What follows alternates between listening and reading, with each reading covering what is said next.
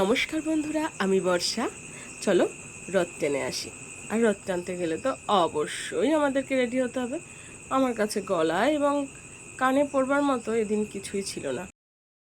আগে থেকেই কার্ডবোর্ডের ওপর কাপড় লাগিয়ে রেডি করা ছিল, তার উপরেই কালো রং করে নিলাম আমার জগন্নাথকে করবার জন্য। এর উপরে তৈরি হলো আমার জগন্নাথের রং দিয়ে তৈরি করলাম জগন্নাথকে। এইভাবে আমি 3টি বল রেডি করেছি।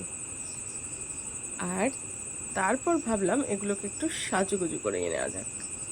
কি করব ভাবতে ভাবতে ইয়াররিংসের তলায় কয়েকটি বল লাগিয়ে নিলাম, 3টি করে। এইভাবে আমি আমার ইয়াররিংসটা কমপ্লিট করেছি।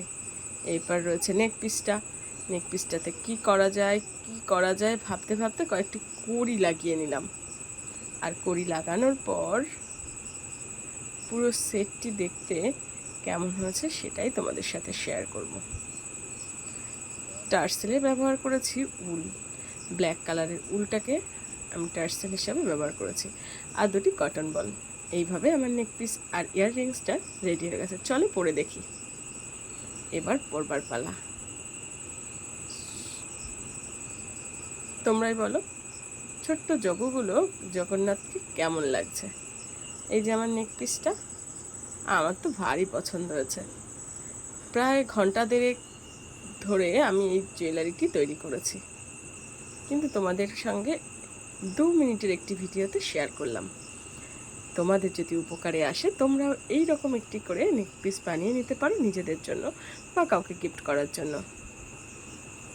যদি ভালো লাগে অবশ্যই ভিডিওটা শেয়ার করে দিও, আর আমাকে কমেন্ট করে জানিও কেমন হয়েছে।